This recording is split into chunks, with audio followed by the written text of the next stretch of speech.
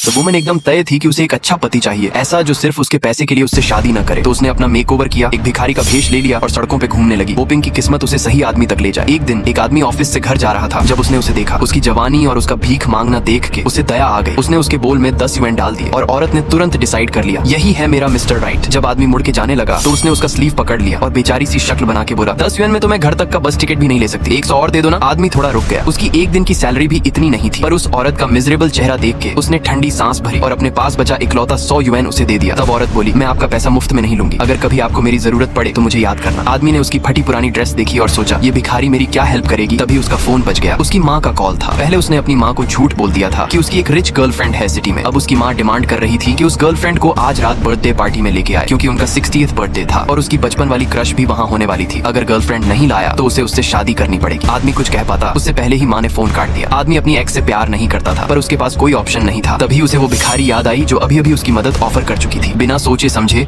उसने उससे पूछा, क्या तुम एक दिन के लिए मेरी गर्लफ्रेंड बन सकती हो। और सरप्राइज, उसने बिना किसी झिझक के हाँ कर दिया। लेकिन उसने पॉइंट आउट किया, अगर मैं तुम्हारी माँ से मिलने जा रही हूँ तो ये कपड़ों में नहीं जा सकती, एक अच्छा आउटफिट दिलवा दो वरना तुम्हारी माँ तुरंत समझ जाएगी। आदमी ने मान लिया। जब वो औरत एक क्लीन और क्लासी ड्रेस में बाहर आई, आदमी लिटरली शॉक्ड रह गया। एक ड्रेस बदलने से कोई इतनी खूबसूरत कैसे लग सकती है। जब तक वो उसके लुक्स में खो गया था, तभी सेल्समैन बोला, सर टोटल हुआ 8,838 यूएन। आदमी का मुंह खुला का खुला रह गया, एक ड्रेस की इतनी प्राइस। पर फिर भी उसने अपना सब पैसा निकाल दिया, छुट्टे तक गिन गिन के दे दिए। उसकी हालत देखकर औरत हंसी और उसने अपना क्रेडिट कार्ड निकाला और खुद पेमेंट कर दिया। जब आदमी ने पूछा, तुम क्यों पे कर रही हो, तो उसने एक हल्का सा स्माइल दिया और कैजुअली बोल दिया, मैं एक्चुअली सू कॉर्पोरेशन की सीईओ हूँ, मेरे पास बिलियंस का वेल्थ है। आदमी को ऑब्वियसली विश्वास नहीं हुआ। उसने सोचा पैसे बचाने के लिए कुछ भी बोल देगी। वो उसे ट्रैक्टर पे ले गया, टैक्सी की जगह, सिर्फ पैसा बचाने के लिए। रास्ते भर उसने उसे इंस्ट्रक्शंस दिए, मेरी माँ को कहना तुम एक सीईओ हो, साल का 10,000 यूएन कमा लेती हो और तुम्हें सुअर काटना और बकरी झटकना भी आता है। क्योंकि उसकी माँ को ऐसे रस्टिक टैलेंट वाले लोग पसंद थे, उसने उसके हाथ में एक फेक मैरिज सर्टिफिकेट भी दे दिया, जिससे उनकी स्टोरी रियल लगे। जब वो दोनों गाँव के घर पहुँच गए, उसकी माँ इतनी खुश हो गई। तभी उसकी एक्स भी वहाँ आ पहुंची। उसने तुरंत माँ के हाथ में 50,000 यूएन का कैश गिफ्ट दे दिया और एक लग्जरी कार की चाबी भी, और बोला, ग्रोसरी शॉपिंग के काम आ जाएगी आंटी। फिर उसने बोला, हम तो वैसे भी जल्दी फैमिली बनने वाले हैं। पर फिर उसने एक और लड़की देखी, उसकी एक्स का चेहरा थोड़ा टेंस हो गया। माँ ने तुरंत बोला, ये मेरी बेटी जैसी है, मेरे बेटे की सिटी वाली गर्लफ्रेंड और एक बड़ी सीईओ भी है। एक्स ने स्मर्क किया और बोली, मैंने कभी इस यंग सीईओ को किसी बिजनेस कॉन्फ्रेंस में नहीं देखा, शंघाई के सब इवेंट्स में मैं होती हूँ। लड़की ने कामली रिप्लाई दिया, मैं कॉन्फ्रेंस रेयरली अटेंड करती हूँ। तभी चेनयंग ग्रुप के कुछ लोग वहाँ आ गए। उन्होंने अनाउंस किया कि उन्होंने सू कॉर्पोरेशन के सीईओ के साथ कॉन्ट्रैक्ट साइन किया है इस जमीन को लग्जरी रिजॉर्ट बनाने के लिए, और इसके लिए उनका घर तोड़ना पड़ेगा। आदमी की माँ तुरंत पैनिक हो गई। वो समझ गई कि इन बड़े लोगों से पंगा लेना उनके बस की बात नहीं। उसने तुरंत अपने बेटे की एक्स की तरफ देखा, प्लीज बेटा, इन लोगों से बात करके कुछ मैनेज करवा दो।